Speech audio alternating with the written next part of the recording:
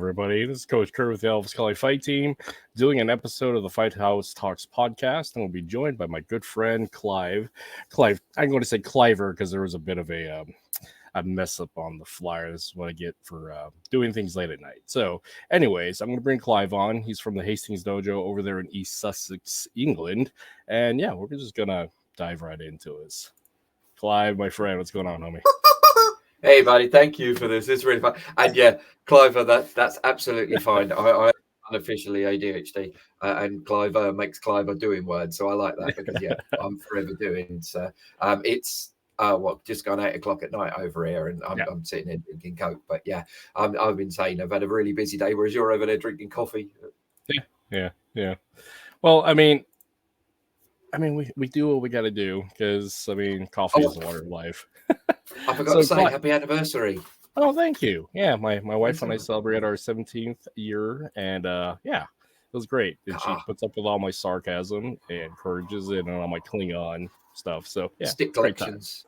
Yeah, you know. I've been married a whole 9, 10, 11, 12, 1, so a whole 5 months now. So yeah, hey. No, it's great. Still going strong. Yeah, it's excellent. So Clive, tell us the story of who you are, because I don't know how much the community actually knows who you are, although you are like one of the most positive, supportive people in our collective martial arts community. And one of the things I like doing with this particular podcast is give back and thanks for those who in generally support and positive and just being good people in the community, because we need that kind of leadership. And there's so much trolling in the community, and having somebody who's so positive and supportive of everybody else it's a wonderful thing. And so with that, I like to give my gratitude those who do that an opportunity to say, hey, who I am and this is what I do. So with that long-winded thing, Cliver, let's tell the audience who you are. I appreciate that. Thank you. So no, it's nice that you think of me as positive as well, because yeah, it can be quite dark out there, and that's kind of how I got into the Filipino community, and we'll come across that in a bit, was when it was the dark days of COVID. So I was born in 1973, many moons ago, and so about 1980 I started martial arts. My dad was a flyweight boxer in the military, and was pretty good, but only started boxing because you got extra rations. So, we like our food in this family. And he taught me to box, but I wasn't particularly good, didn't particularly enjoy it, don't like getting hit in the face that much. Even as a kid, and 50 years later, I still don't like getting hit in the face that much. But in Britain in the 80s, there wasn't much of a martial arts choice. We had your boxing, you had your judo, and you had a couple of karate schools. So I next moved on to judo and got through to the flute-flavoured belts in judo. I did it for a couple of years, but being short and fat, judo's weight categories, I ended up getting tall, skinny guys. And so, yeah, it wasn't really working for me. And then from that, the only other choice then was karate. So I did karate up until my mid-teenage years. And I got a black belt through that under a local sensei called John Wilson and Bernard Creaton. Back 1989, I reckon. I was doing some research, and I think it was about 89 was when I got that. And then, as things do, life calms down a little bit in the martial art world. I was partying a little bit. I rode motorbikes for quite a few years and went to an awful lot of interesting parties. But through that, I realized that the world had changed. Oh, thank you, Harry. Through that, I realized the world had changed. And so I wanted to learn some weapon-based arts. And it was right in the middle of the ninja boom, which was handy for me. So I went off and I learned from 2 of the different ninjitsu grandmasters, Hatsumi and Ashino. And then I ended up getting a black belt in ninjitsu back in about 96, I think. And then through that, I met my instructor, who was a Goshin jiu-jitsu instructor at the time. Oh, I've just gone big. And so he then introduced me to jiu-jitsu from a different way. Yeah, hi, Mark. Yeah, I'll mention you later.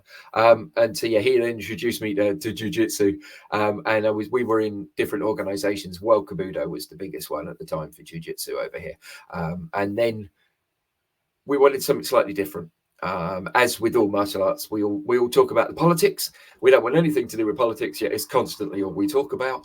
And so we left all the organizations that we were with, so John Biggs, Hanshi John Biggs, and Hanshi Terry Hall set up Shinpi Izumi Dojo, which was a bit of a cross culture. It's Japanese Goshin Jiu-Jitsu, but especially at the time, we trained with everybody and everything. I was incredibly lucky, as we kind of mentioned when we were chatting. He used to write for all the British martial art press. So we don't have a lot of it over here. We got Black Belt magazine, but that was a bit pointless us reading it because we can't go to Daniel Santos seminars or anything like that. So we had Fighters and Steve Grayson's Martial Arts and Combat and Martial Arts Illustrated, and he used to write for them. And at the time, there weren't many people that dealt with the unusuals. So if it was just getting punched or thrown, then that was okay. There was lots of different authors that were doing with that bit.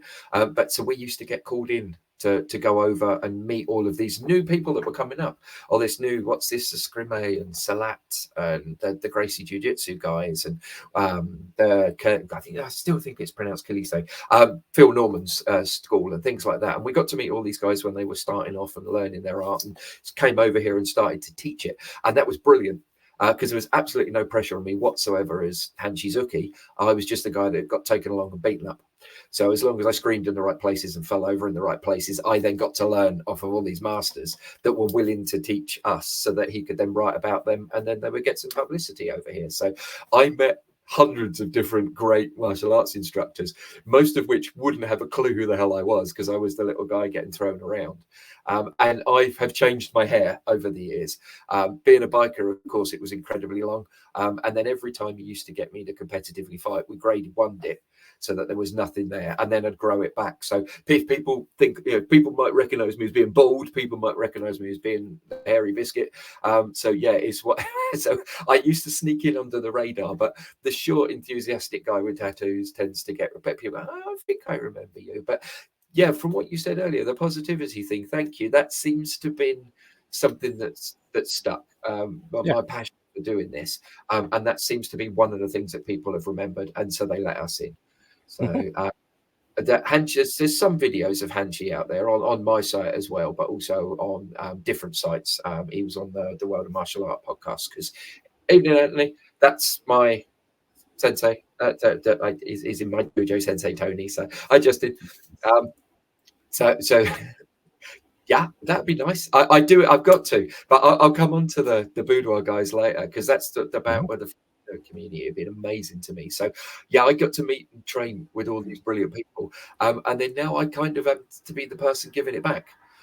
Which is a little bit weird because although I'm 50 and got all the fancy belts and stuff, I'm still a beginner.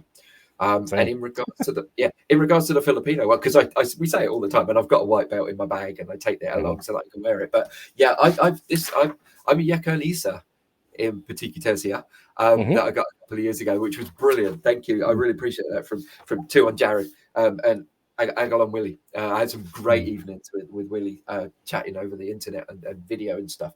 But yeah, I'm possibly the least qualified Filipino martial artist that you've had on here that actually is a Filipino martial artist. So because my Japanese martial arts is my fifth dan and my big belts and my big posh thing. But then the Filipino arts is where I get to be a complete student.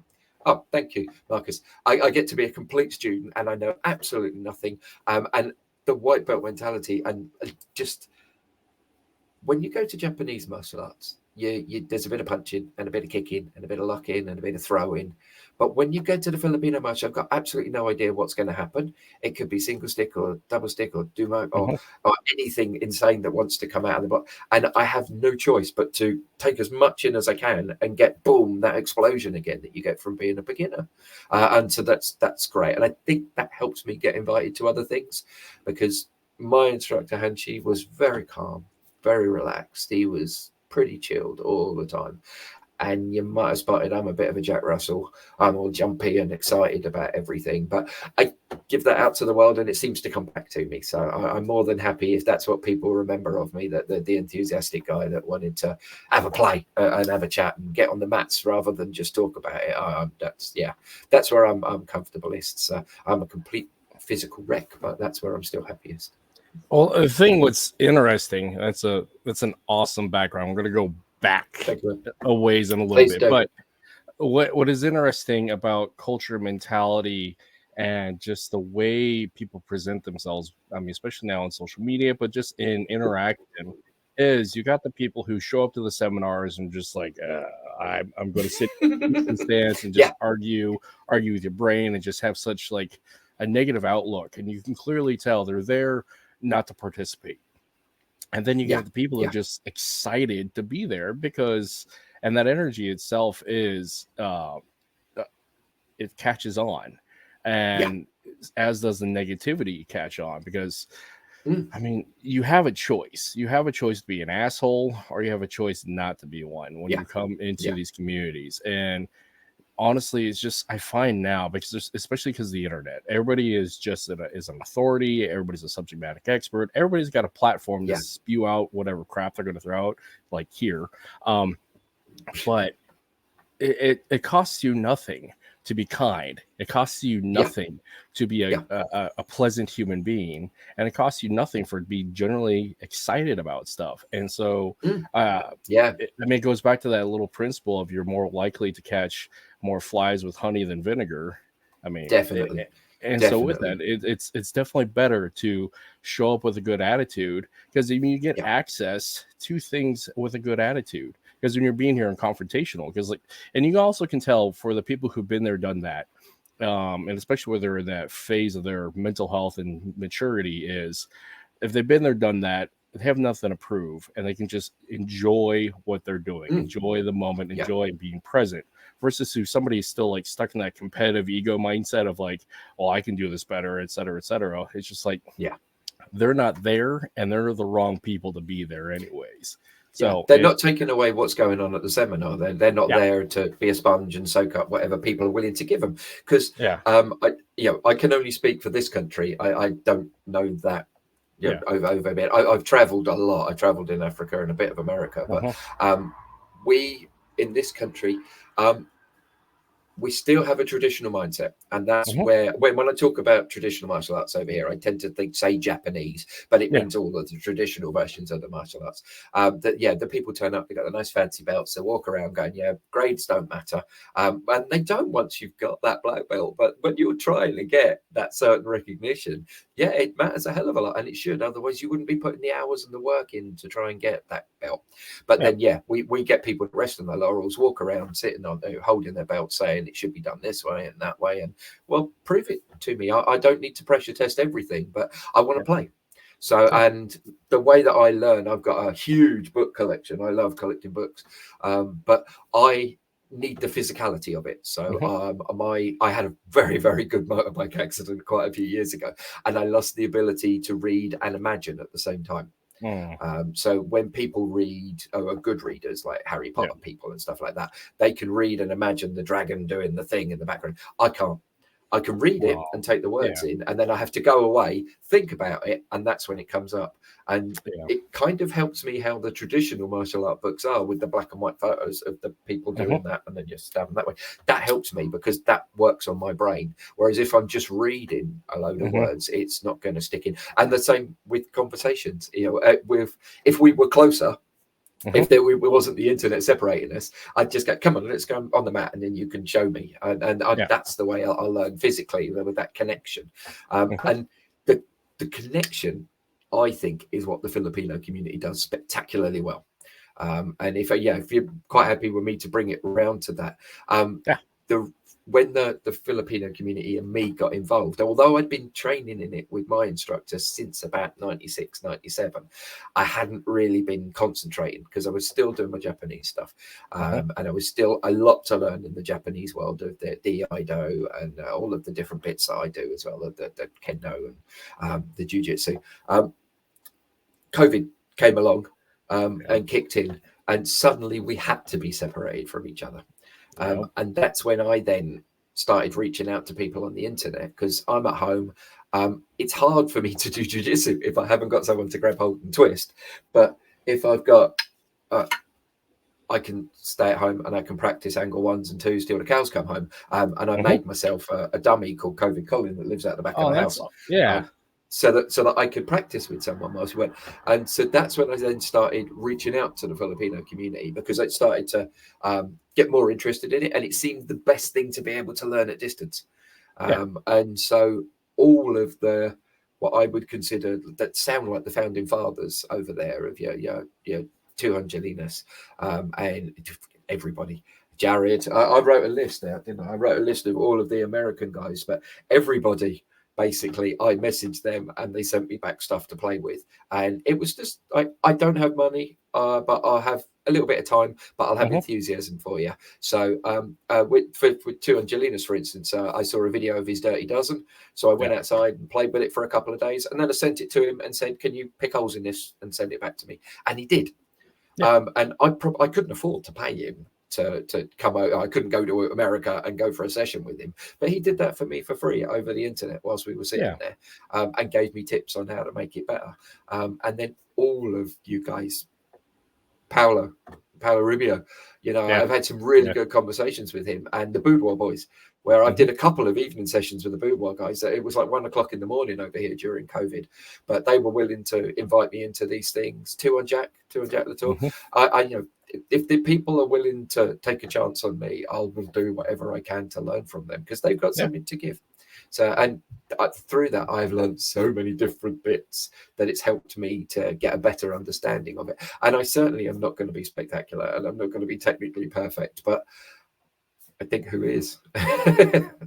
And that's such a misnomer about what is good technique, because I mean, we could define it as biomechanical efficiency, but that's so boring and technical. But the fact is, there's proficiency and perfection. Perfection is a pursuit of a lifelong approach to stuff, and you're never going to get perfect for you, good for you, but your body's in a constant state of change, well, due to age, injury, and whatnot. So perfection is a lifelong pursuit.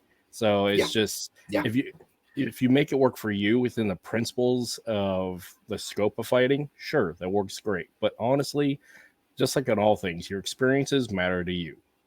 Your martial arts journey matters to you and no one else. So. And angle one is going to be an angle one no matter who teaches it, and whatever you want to call it. It's still going to be ones and twos regardless. And the what matters to you, I think, is huge. And I think that's possibly what we got from, and I'm talking about 50-year-olds, that the next generation hasn't got, and possibly, if we want to call them the post-COVID generation hasn't got. If I wanted to train in anything when I was growing up, I had to get off. I'm not allowed to swear. I had to get off my butt and go and do it, which meant me as a kid being on a push bike, going off to the dojo, or getting on a train, or begging my parents to take me somewhere, and then going and doing that. And if I wanted to train with Bob Breen, who trained with Daniel Santo, I had to get on a train and go to a course and spend a day doing it, and then writing everything down, which is my pet love, is writing what I learned down, and then coming back and then practicing it. I had to give myself in order to learn the stuff that they were willing to give me. Now I can type into YouTube, teach me how to do whatever it is, and 64 attacks, to teach me how to do 64 attacks, and it will pop up on my screen, and I'll do it, but I won't have put myself into it, so it won't have stuck, and I won't have put the passion and the enthusiasm into it, and I won't remember it. There's no personal connection to it. There is no personal connection. So aside from the technical stuff, particular to whatever thing, whether it's ballet, martial arts, automotive, whatever it is, what I'm finding with the life of the internet is, you can get all the technical information, but there is the lack of the emotional context and connection to it, that journey of like a positive memory. Because like some of the best memories that I have growing up in the martial arts is going to tournaments and training for fights with my adoptive father. So, and that is that connection. Now with the internet, I mean, the internet. Go ahead. Sorry. No, I was just going to say, somebody way smarter than us said in the 70s, you need emotional connection. Oh, and just that it builds that stronger memory attached to the activity. There's that investment. And when I talk about experiences, when I talk about like the summation of your life is your experiences. To grow is to experiences. You have to, with the internet, there's a disconnect to the experience. There's like, we're interacting now, but there's not the hands-on multiple sensory inputs of that experience. So, and I'm finding that with this new age of martial arts online, is people are lacking that's the physical multi-input connection to what they're doing. And Todd Fossey, You know, I'm not a gun person. I've shot one gun once. You know, we don't have them over here. But Todd, because I was talking to him about it, he told me about myelination and sent me some books to read and started on that. And he go, yeah, this makes perfect sense. And it is, yeah, genuinely it is. You've got, we know about the mind, body, spirit. We've been talking about it for years, but how many of us actually train in those different sections when we're doing it together? So, yeah. Yeah. So I don't know. The internet has been a beautiful and powerful tool, but I find what I would like to see is a hybridization of people actually getting out and doing the thing and building that content and that context to that physical skill set and memory, but also having the backlog. Because the other thing was great about the internet and just the digital medium is we can actually record and go back and see what we're doing, because it's really hard to correct yourself or correct somebody while you're actively engaged in the physical activity, because there's so much data coming in. So having the video work afterwards, that's incredibly useful. So it's a give and take. It's not pleasant. So I started. If you watch on my channel, I've got a Rinchiki, the history of me, and it's old video footage that I shot with a proper old camera of my instructor teaching in the events, and I'm very rarely in them because I'm the one holding the camera. But we need that to be able to look back on. And when I first started videoing my lessons, because my dojo has been going 25 years last year, it was the big celebration for blimey, going 25 years. And when I first looked back at the videos, I didn't let my students get a chance to do anything. I'd say to them, right, we're going to do this technique. And then as soon as they put hands on each other, I'd go, no, you're doing that wrong. We've got to do that. We've got to do that. Got to. And they didn't. Whereas now I know, give them the technique, go away, let them practice. And then I can then step in and slightly change things. But I need them, but back to that emotional content thing, I need them to find the journey themselves.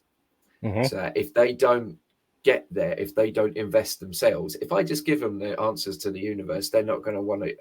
They're not going to think it's worth anything. So I need them to find the answers to the universe themselves. I slightly lead them towards, and then they feel really cool about it because they then found it and they then remember it. So I'm a really, really, really bad musician as well. I like to play guitar. And if I can pick up my guitar and type in anything and play along with the chords, it's nice and simple. But if there's a song I particularly want to learn, I have to learn it properly, step by step. Yeah, I do record all my sessions, Gary. Thank you. He's one of my guys. I have to remember it. If I'm to like Blackbird by the Beatles, for instance, it's really, really tough, but I remember it. So, but I then don't have to think about playing it. I can just pick up the guitar and do ding, ding, ding, ding, ding. Whereas if it's just a tab song and I don't invest any of myself into it, I can just sit there and play it. And as soon as it's gone in one ear, it's fallen out the other. So, yeah, we need to invest ourselves into these things. So, you're seeing pictures of me shooting as well. So, yeah, sharing out your social media. So, cool. But, thank you. Well, yeah. That's it. As well as Japanese martial arts and Filipino martial arts, I've been an archer all my life as well. So yeah, we do that over here. So there's no better way to see the British woodland than with a bow in your hand, apart from maybe a pipe in your hand. Everybody's trying to tap into that Robin Williams, not Robin Williams, the Robin Hood. I mean Robin Williams as well. Yeah, I'm full of like Freudian clips today. So but yeah, it's the Monty Python thing. I've got you stuck on that. So yeah, which is absolutely fine. But yeah. There was a period where you could walk into any British pub and just say anything. He's not the Messiah. He's a naughty boy, and the entire pub would then carry on the rest of the film. So you'd fit at home over here, Coach. My favorite is to like interject this is my litmus test with how I can determine somebody's cool and we can be friends, is I either let slip something like a Klingon joke from Star Trek or a Monty Python joke, especially within the nerd community, because let's face it, martial artists are big nerds.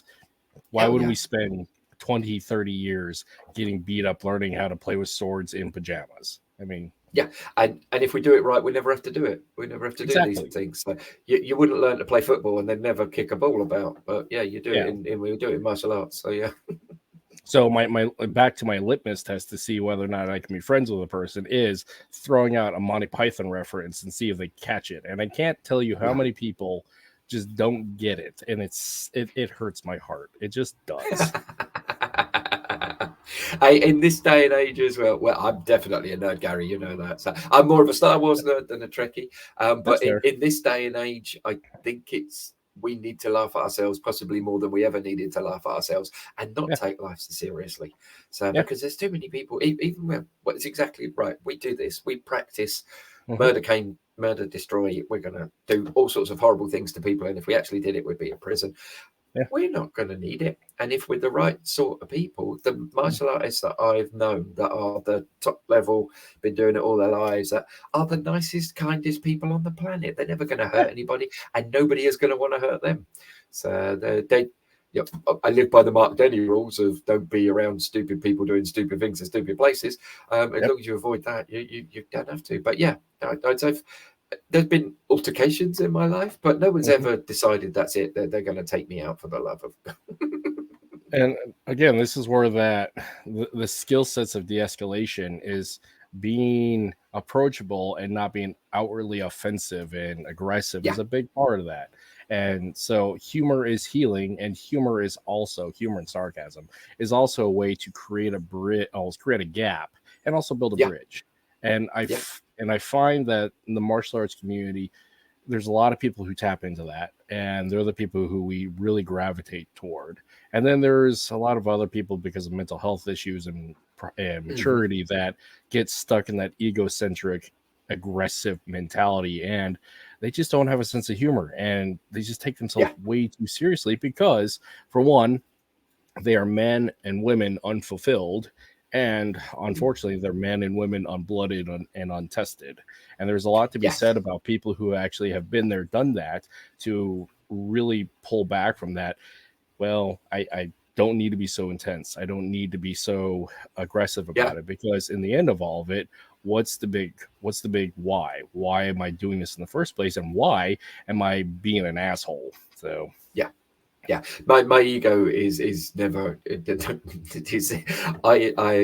We get it all. Everybody gets to driving incidents and stuff like that. When then you just, as long as you then go, well, that person could be having the worst day of their entire life. They just cut me up for a reason, and I can't remember the posh name for it. Todd Fossey will ever go at me for it for not remembering it. But it's just, if you do it, it's for a good reason. But if they do exactly the same thing, it's for a bad reason, and so they're the worst, and you're the and But we got to be chill about stuff, and we've got to laugh at each other. Rowan Atkinson, wordplay. Being British, I like word humour. And so those are the sorts of things that we need. But I was also brought up at the time with George Carlin and Bill Hicks, and Dennis Leary. So we got word humour, but also with the political angle. I still watch Bill Hicks to this day. I just changed the name of the politicians or the movie or the rock star that he's talking about, because it's exactly the same stuff's going on. So. Yeah. So going back, we're going to circle back to your history. Talk about been there and done that. So you got involved in some unsavory circles of people that have a means to inform your world outlook, and your personality, and more importantly, your approach to the martial arts, particularly to this conversation. So can we dive back into some of the interesting history of yours? Some of the interesting bits, yeah. I mean, I'd spent a fair few years as a biker, so especially as those teenage years. So, and in Britain, it's a different biker culture to in the American biker culture. There's very close knit. There's lots of clubs, and I always wanted to be a free agent. And the pub that I grew up drinking in, the Carlisle's quite a famous one for the music scene. So people like Motorhead and Iron Maiden and Girl School, all these great British bands, all played there. And it was a tough little community. But then at weekends, I used to go off to other bike clubs around Britain and camp out and drink too much and play silly games. And you then get to see the side of the world that the other people don't. So I've been more than once inside certain Hells Angels enclosures and stuff like that. And at one end of the room, there's all sorts of nasty illegal things going on. Yet at the other end of the room, there's a load of Hells Angels sticking marshmallows in their mouth and playing chubby having a good time. That's it. But people only see that side of things. They don't see that side. But tell them about Meat and Lemmy. Yeah, thanks, Gary. I'll give you the $5 later, Gary. So doing all that stuff, there were some proper nasty people that you'd see. And even, I've been at gigs and you see people walking by with machetes and knives and stuff like that, because that was the lifestyle that we lived. But I felt I wanted to learn about weapons at that point, because there came a point in my karate life about my brown belt time where I suddenly realized, as long as people played by my rules, I could win. But if they didn't play by my rules, I was in trouble. And so I stuck it out until I got my black belt, just because that's the thing that you all wanted.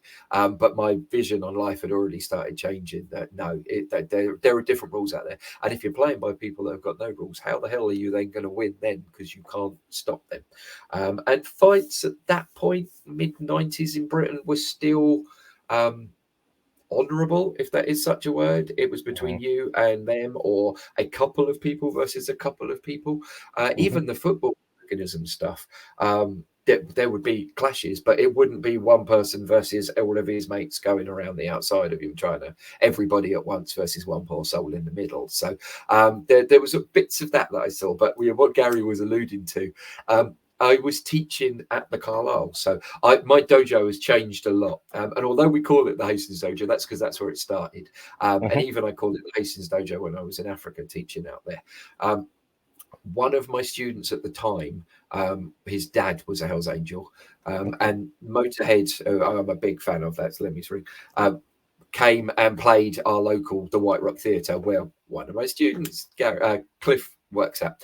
And I went to see the band. I've seen them quite a few times, Motorhead. But whilst I was down there, the boy recognised me, and it was like, "Sensei, you're in the audience. Come and meet my dad."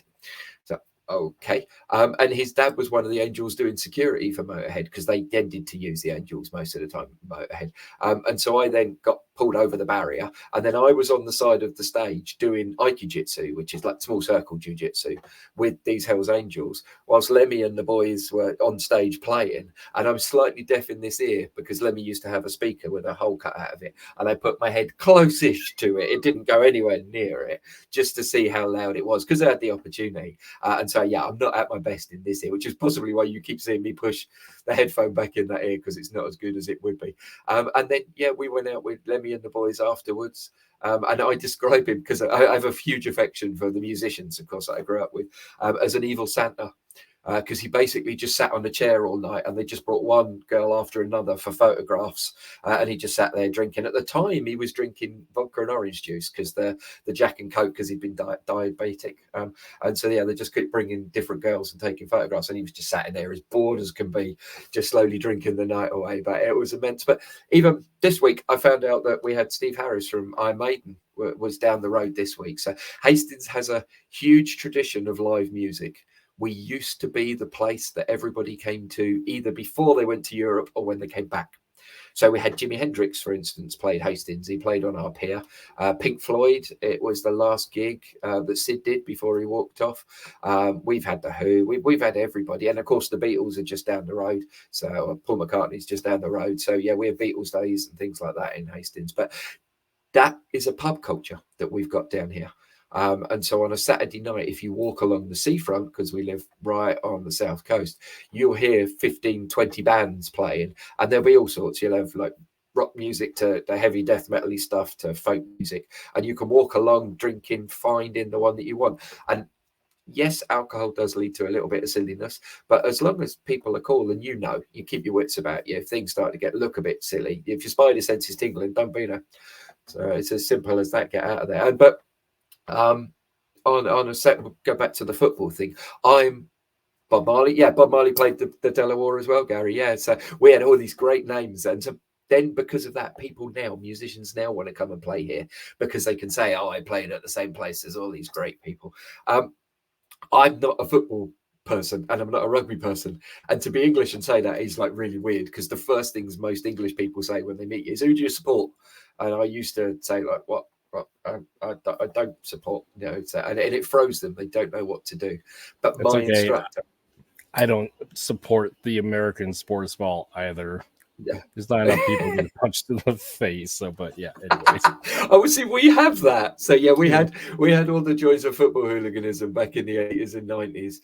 And yeah, my instructor took me to see football gigs so that I could see the crowd violence and the crowd mentality. So we've got things like the Millwall brick over here, which is improvised weapons that we make up over here. And he took me, and I'd sit up in the balconies with him watching, oh, that's look like that's turning in. And it looks a little bit like warfare when the people start going. And then when you go and watch rugby live, that really looks like Lord of the Rings warfare when they're going at each other. So yeah, don't forget Kevin Bloody Wilson. Yeah, thank you. Thank you, Tony. So yeah, we have a famous Australian musician that plays Hastings a lot, and I've met him and his family, and they're stunning. Kevin Bloody Wilson and his daughter Jenny Taylor. So and yeah, for those of you that like rude songs, I'd recommend checking them out. So it's got that Australian bawdiness that goes along with it. Oh, nice. So talking about the football hooliganism and seeing like the mass chaos violence, and with that comes this issue about improvised weapons. One of the technical ways I express that is criminal creativity, because where it's a non-permissive environment that you can't carry proper tools to do the thing, people come up with some very interesting tools to do the thing. And with that, there's that violent mentality. Diving into a little bit of darkness here, there's that violent mentality, and the creativity comes along with it. And that definitely informs a martial artist viewpoint when it comes to violence, because talking about rules-based competition, because martial arts is the skilled approach to utilize violence within tactics and techniques and principles, but it's very regimented. And there's a significant difference between martial arts, sport, and then actual violence in combat. And part of it is the intentionality and the rule set. So what I'm curious, what are some of the things that you had seen during those hooligan type days of some of those criminally creative tools that were used there? Yeah, well, that's why that's why pretty much everywhere you go in England now, you get given a plastic glass. So yeah, you're not allowed to take things out. And even when we go to rock concerts and things like that, you're only allowed a plastic bottle. You're not even allowed to take in glass bottles, because bottles, of course. The majority of weapons that is the improvised things, chip forks. So the Millwall brick, which is a rolled up newspaper, and then if you put a pen in the end of it as well, then you've got like a rather interesting weapon that goes on the edge of that. People will come up with millions of different ways to kill each other. And the Shiv, well, I've got a couple of friends, Shihan Steve, who's a prison officer, and I've got a couple of friends that we train with. Sensei Chris, who's a policeman. The Shiv proves that people will come up with ways when they're not supposed to make weapons, that they will come up with any way to take another human being out. It's that might be the tool, but it's the mentality that's needed. And you get an awful lot of the big dogs standing there doing the verbal, doing the preemptive parts of the fights, the pre-fight interviews, and making themselves big and making themselves look aggression. But then it's that what finally makes them decide no. And the nasty people don't do any of that. The nasty people, in my experience, just walk up and shiv you. They're just, I had a friend whose back was cut up with a Stanley blade, and he didn't even know he'd been attacked. And the person wasn't after any money, they weren't after anything. They just decided they wanted to cut someone up. And being a Stanley blade, they're incredibly sharp. It's like the tool. The toy that you sent me, a Stanley blade's one of them in England. So and it just cut him up because it was so sharp he wouldn't feel it at all whatsoever. So, but we have the issue in this country at the moment. I'm sure you've seen with the knife culture, mental illness. I think that when it comes to the actual switch, what makes normal people switch, then yes, there has to be a part of mental illness. And it might not be a mental illness that person has a huge issue with all of their life. It might just be that an awful lot of bad things are going on at the moment, and that's the bit that's in their head. And in 10 minutes time, they're going to be absolutely perfect and back to normal again. But at that moment, at that little thing, there's a switch that did it. And the pack mentality feeds that too, which you see at football games. So that person outside that is completely fine and completely harmless. But as soon as you put him with 200 people that are screaming the same thing, we'll do it in our cars.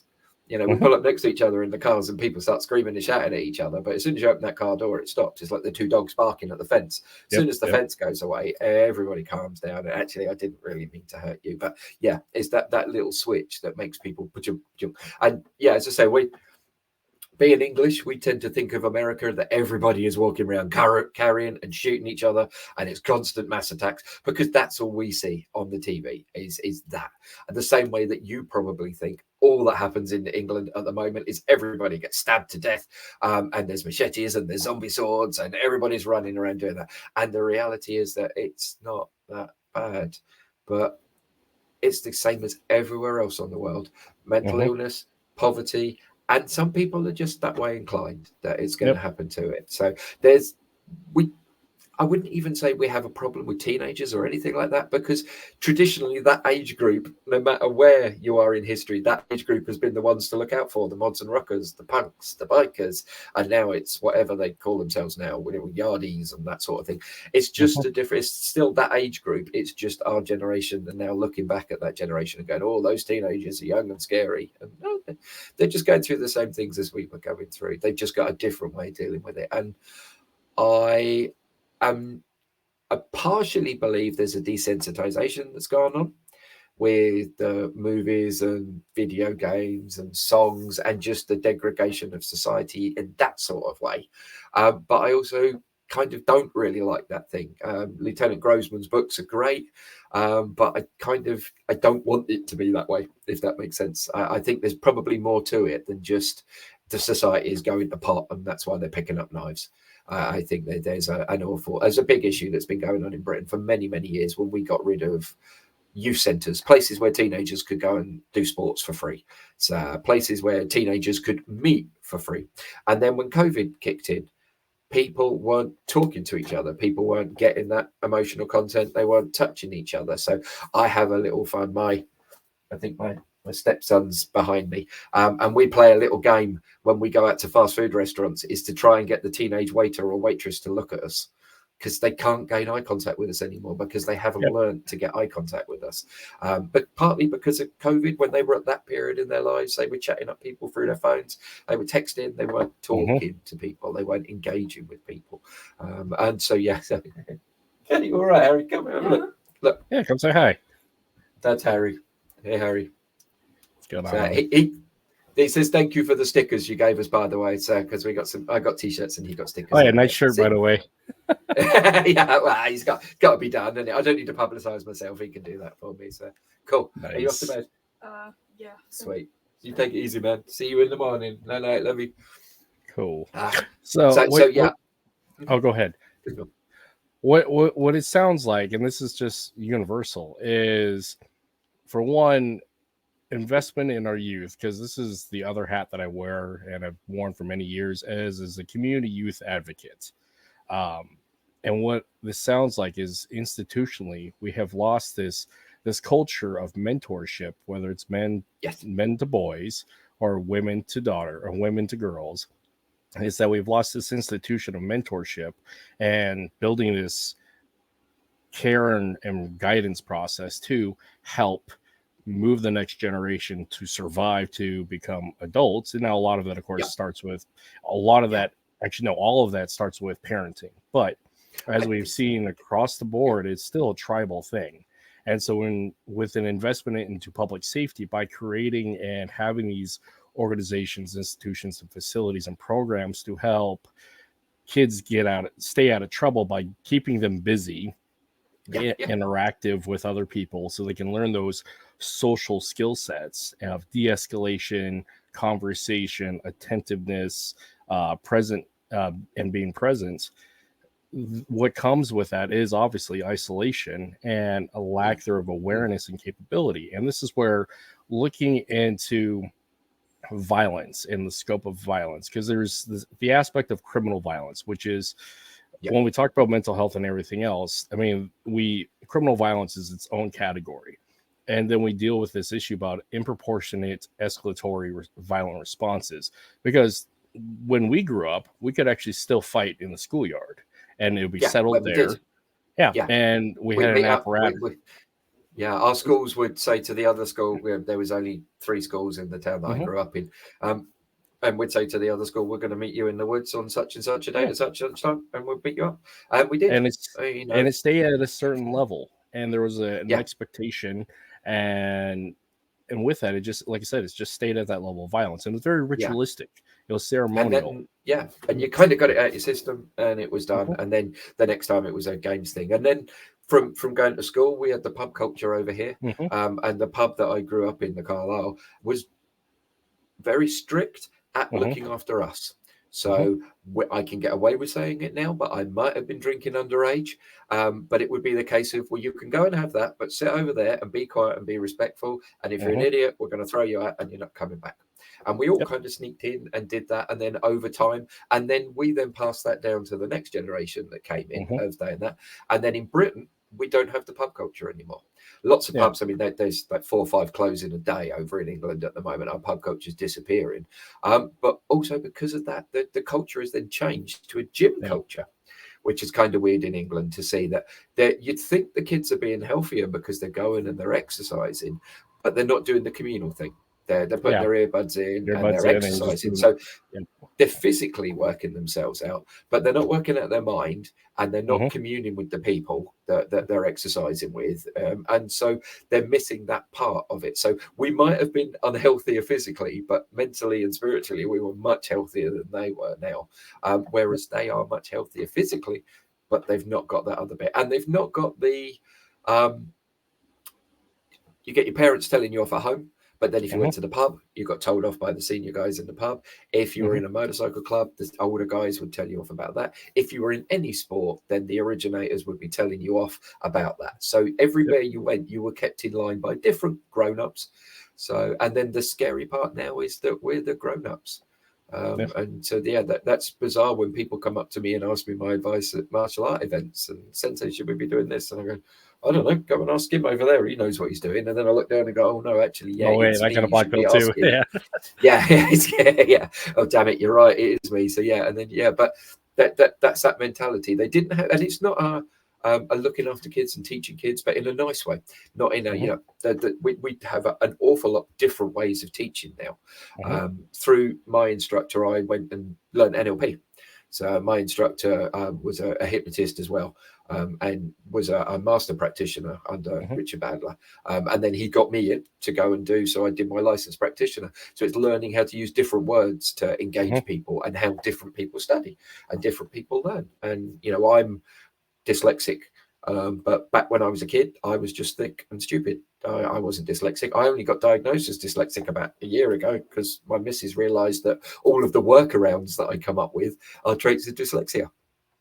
And you go, no, I'm just good at making workarounds rather than going A to B. I'll quite often go the wrong way around, but that's how I do things and do there. All these traits we're showing. So we know an awful lot more. And so we're respectful an awful lot more and try all these Mhm. different ways of doing stuff. But at the end of the day, if you're dicking about, you need to be told you're dicking about. And they get that through martial arts. Yep. Because not just because we can hit them. But yeah, if you're doing it wrong, we can show you what you're doing wrong and why you're doing it wrong really simply. So if you're doing an angle one wrong, it's dead simple to fix. So Yep. we have that ability. And I have been an adult instructor for about 24 years. I've only just opened up the kids dojo because I've never taught kids before, because I wouldn't know where to start, because I didn't want to water down what I was Mhm. doing because I'm a door kicker. I like the violence aspect of what we do. Mhm. And it wasn't until he needed to train with more kids, because he's fine practicing with me, but he needed some more kids, that I had to learn more about it. And I reached out Dean Franco, and messaged Dean Franco because I know he ran a kids class and he was giving me tips. And then Royce was giving me tips on kids classes as well. Because during COVID, I actually joined in with a couple of Royce's classes over the internet. And so, because I wouldn't have a clue. And the idea of teaching kids knives in this country would be get me in the newspapers pretty much straight away. But I have found you can do sabayon really effectively with a chicken, There's and a the kids reason get it. why. There's a reason Yeah. why I do this. People who see it, but there's a reason why I use this as a medium. Mm. So, but what this all comes back to is having institutional facilities and programs for mentorship and martial arts Yes. academies. Yes. And Britain's got a long history of boxing, and I'm going to throw that in that Yeah. primary category. And we'll circle back to the history of martial arts in Britain. But what Yeah.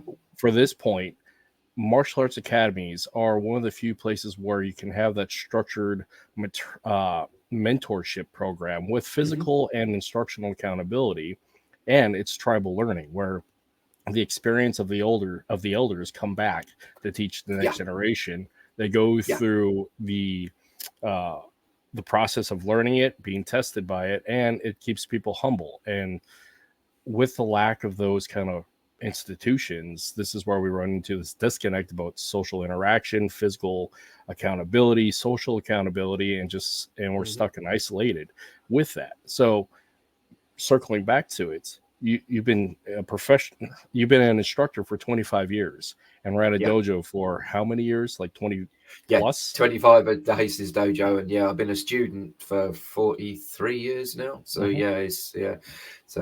but you're exactly right. And I think also kids get to see that the person that can teach it isn't necessarily the person that can do it.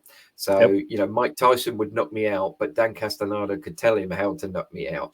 And so the kids would understand, well, that old bald white man actually teaches him how to be the person that he is. So I might trust that man rather than just going straight to that man to do it. But and I think that builds judgment and understanding with the kids as well. I mean, something I had a conversation with Paolo a couple of years ago, because whenever you hear the word jiu-jitsu, now people go Brazilian and no, Japanese jiu-jitsu. And they go, oh, didn't know there was a Japanese jiu-jitsu.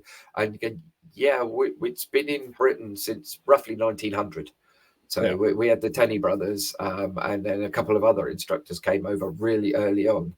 So we've had Japanese jiu-jitsu in Britain longer than some forms of karate have been going, and longer than Aikido's been going. They've been doing that over here. And it was about the time of Jack the Ripper. And so Sherlock Holmes did Bartitsu, and people like Tommy Joe Moore, who I had the pleasure to learn from last year. He came to my course. He's still doing these arts that are from Bartitsu, but we are as well doing the Japanese martial arts. We're still doing it from that. It was that long ago, and there is a bit of refining and a bit of playing, but a Kotegaeshi is still a Kotegaeshi. Punch in the face is still a punch in the face. But so we had because with the history of Britain and martial arts, the suffragettes, they learned Japanese jiu-jitsu. So Mrs. Pankhurst, Emily Pankhurst, when her and her ladies were getting the votes for women up in Britain, you've seen it on Mary Poppins. So and she was learning Japanese jiu-jitsu along the road, so that they were. She was harder for them to be arrested. I think that's why the official term was why they started to learn it. So we've got this huge history over here, and we had an awful lot of traditional martial arts still being taught traditionally. So I know of a couple of traditional karate classes that are still taught exactly the same way as they were when I was a kid. And then in the same vein, we've got traditional martial arts being taught in whole new worlds and whole new ways of it being moved around. From the Japanese point of view, that's where I can talk from the Filipino point of view. We've got everything over here.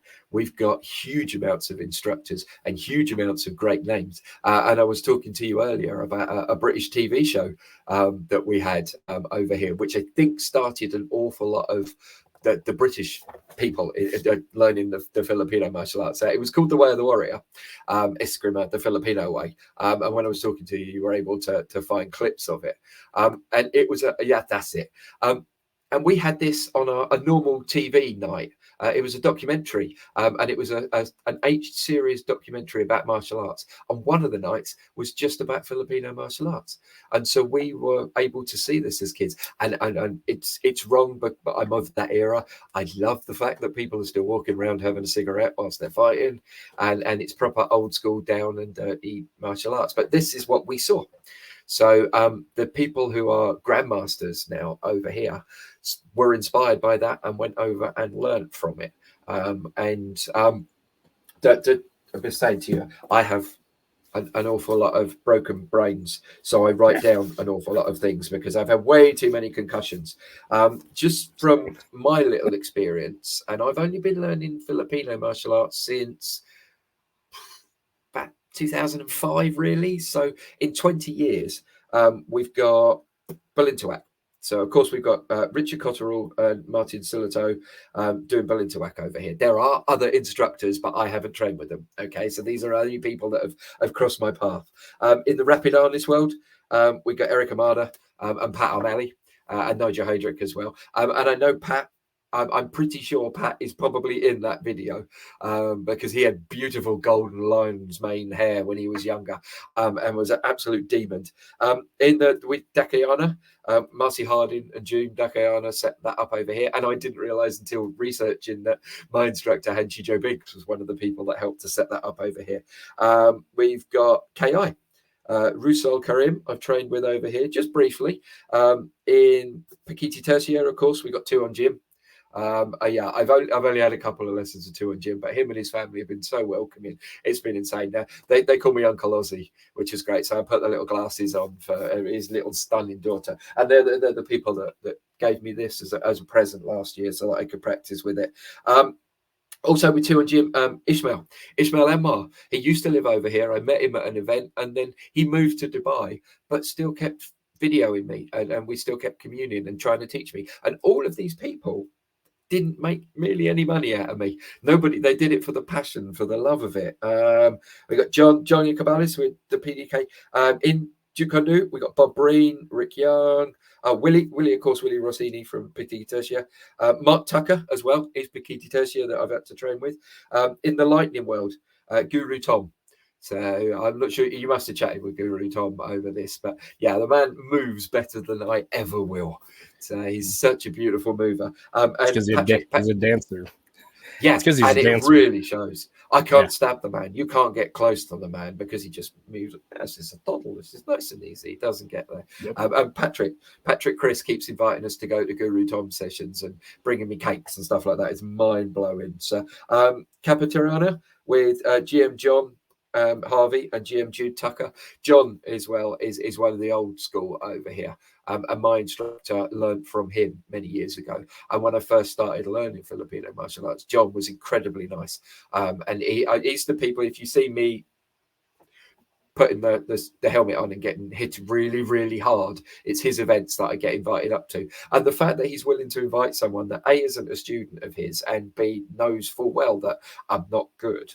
I get to learn so much for free on those days. I get ex-world champions and ex-British champions beating the hell out of me because of my age. So I'm in the senior class, and I couldn't pay for those lessons, which is lucky because I haven't got the money.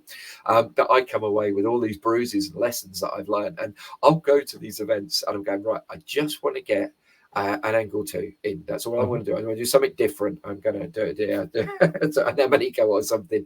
And if I can do that, I'm happy with that. We've got Krishna Gorarano that I learned Sayak from. And he's another old school over here. He was one of the few that was doing FMA in the newspapers and in the magazines before anybody else was. Glenn Lobo, I did Salat with him. Richard as well. Richard, I forgot you. Sorry, Richard Gordon, who's one of GM John's boys. We got Cabalis Serrada Escrime with John Brosner. I was just trying to think of the people that I've had the pleasure to learn with, and none of those people really have made any money out of me. It's just my enthusiasm getting off my butt and going to the classes. And we have a British Council of Calais, Eskrima and Arnis instructors. We have a British Council of them where they all get together and they all swap and they all share and they all invite me back to go and do these things. And that's what the Japanese community is missing, is what the Filipino community is doing. Let's put a pause on that, because let's go. Yeah. There is a Filipino martial arts council of a wide variety of systems. Okay, what is interesting, before we jump into the politics of Japanese martial arts, is we consistently see the politics of FMA just battled out online, and I really wonder how bad is it actually in person. I know it is in certain circles, but it is something interesting to say. Across the pond, they can unify. Here in the U.S., it's in small sections, but I think because the issue of the U.S. is so large and we're so disconnected with different subcultures, it has somewhat to play with it. But you're 6 times bigger than us. I think people don't realize that, for starters, that you're 6 times bigger than us. So everything's going to be magnified 6 times. But they, to my knowledge, I mean, yes, there's always little bits of politics in martial arts, but they teach me how to get on better with other people. And that was the big lesson. That was what my instructor, Hanshi Joe, wanted me to take away from martial arts and to bring was to bring people together. And that's what he liked to do, was to not so much organize multi-arts courses, but just to go, hey, actually, I think you could do better learning off of that person. Go and play with them and then come back and teach me what you've learned. And those guys give me everything for free. Mm-hmm. Yeah, 20 quid or whatever it is to go and do one of their training sessions, but they give me all this knowledge for free. All I've got to do is put myself out and go to them, and they don't seem to bicker, they don't seem to argue, they go there with their own style. And I like the fact that in the Filipino world, from my eyes looking into it, it's kind of like, oh, okay, I think my style is better than that style, so I'm going to turn up and show them that my style is better than that style, rather than the Japanese martial arts where they just go, no, my style's better than yours, I'm going to ignore you. They think, no, okay, so you think you're good at this, brilliant, show me, let's play, let's see what we can come up with. And yeah, everybody at these events comes away buzzing and learns so much and builds connections, and then goes away and builds more connections. But I'm always surprised, we briefly were chatting about this before, that out of the Filipino Council and the Filipino martial arts that I've done, the amount of Filipinos that actually do that is about 5%. It's tiny. And when I speak to Filipinos that I just meet, because our National Health Service is full of Filipinos, and all of our service industry is full of Filipinos because they're really, really good at working hard.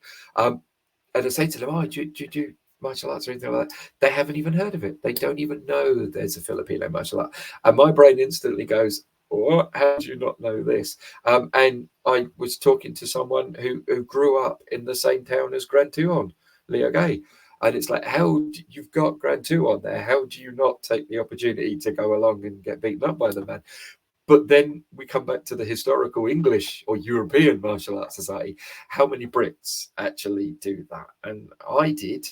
I did foil, saber, and epee when I was a teenager, and I was a fencer, and then I moved on to broadswords and working with that side of thing. But HEMA really isn't a thing in this country, and I think which is crazy. You would think it's got to be pretty unusual. We have a lot of castles, and every bank holiday people all come together to watch medieval displays, and an awful lot of the sword fighters and the horse riders come from Eastern Europe.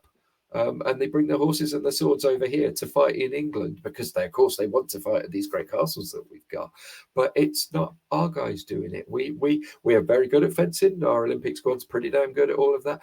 But we don't have the historical European Martial Arts Council. We don't have them. There is HEMA in London. I'm not going to say there isn't, but it's that they're just not out there. They're just not there. So we have the British Federation of Historical Swordplay.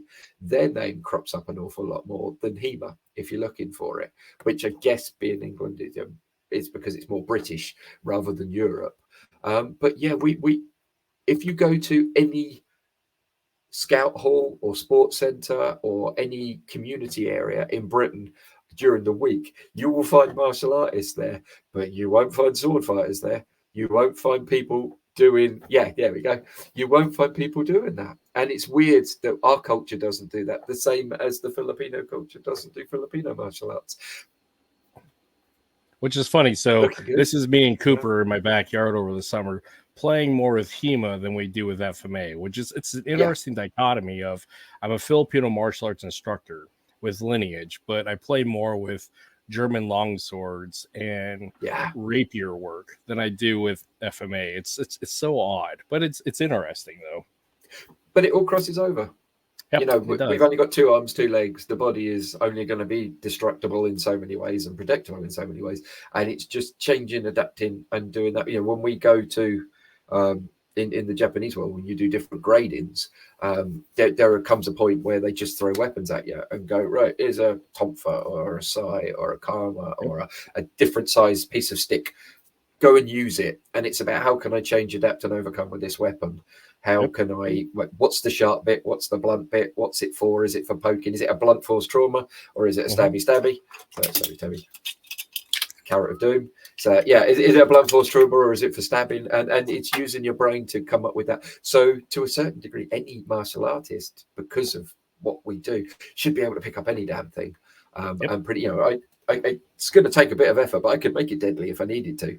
So It's this but yeah, end. you should be able to pick up anything and use it, and that brings us back to the improvised weapons thing again as well. Yeah, if you're walking around, anything's going to be an improvised weapon. We've got the huge thing at the moment. You probably think that Britain's full of knives at the moment, but out of all of the knife crime that's going on, as far as I'm aware, because I look at police reports quite a lot, 70% of it is domestics, and so that means that it's kitchen knives. And it's happening between people who know each other, as Richard Dimitri says. So it's not strangers out on the street suddenly stabbing each other. It's what's going on at home. So we've got an awful lot of build up and back to the mental health issues and domestic issues. And then, what weapons are they actually using? Well, they're using kitchen knives. So we can't ban a potato peeler. It's probably come a time we'll end up with sporks. That's what we used to joke about, is we'll just end up with a spork, because that's all the nation has. So yeah, there we go. Yeah, mine's in my bag. But yeah, that's all we're going to end up with in the future. It's those sorts of things, and people will still be killing each other. Yeah, plastic. Yes, I have a plastic package opener that you can take quite happily through an airport, apparently, because it's 100% made of package. But I cut myself just to see, is this thing sharp enough? No, it's totally acrylic. It totally hurts. But yeah, we're going to end up in the future with that. But that, in my brain, takes me back to the feudal Japanese days, being a Japanese martial artist, where they said, right, none of you lot are allowed weapons. We're just going to have these guys walking around with big swords and bows and arrows and that. And so then the peasants created weapons. All of the Japanese martial art weapons were domestic tools, rice dibbers or wheels on a grinding rod. So that they all then change, adapt, and overcome. What can I improvise? What can I use? And if all you've got is a newspaper, that's great. I used to travel a lot on aeroplanes, and I used to love it that they gave me a newspaper or a magazine to sit in front. So it took 2 seconds later, and I've got a Millwall brick there. But they wouldn't let me have a knife and fork to be able to cut my dinner with. Hey, Rice, thank you. You mentioned you earlier, so there we go. Yeah, nunchucks. Yeah, exactly. Yeah, for rice flours. Yeah, so all of this. So we're gonna find a way to change, adapt, and then come back to the shiv. So it'll happen. So yeah, they might ban. We've got the huge thing at the moment with a movie star, Idris Elba, who's famous for the Marvel-y stuff. I don't tend to watch Marvel stuff, apart from The Punisher. He carries swords in the movies, but if they suddenly bring that in because one political party wants to get votes, so they're saying that swords aren't good for you, nobody's getting killed by swords, to my knowledge. So we get like one every 5 or 6 years where someone with mental illness issues goes into a church with a sword and then still doesn't manage to kill someone, which is quite hard. But yeah, we're not going to be able to have a movie industry if they ban swords over here. All of our actors aren't going to be able to practice with the swords. All of the Star Wars movies, going back to being a nerd, always is.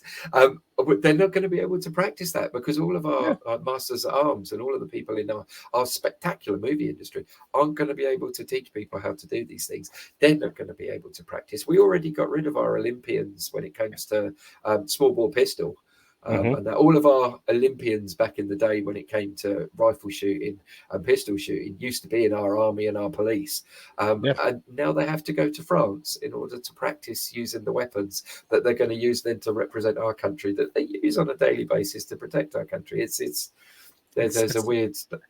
It's so weird because what this comes down to, diving a little bit into politics, is this issue about forbidden knowledge, because this is that issue where obscurity and strange chi ball, just like the mysticism of martial arts, comes about, is when there is this aspect of forbidden knowledge. And where that comes to is when you have an institution or organizational structure that does not allow people to utilize the tools, let alone go and seek the training, for fear of it being used against them. And this is, again, the dichotomy of criminals are creative.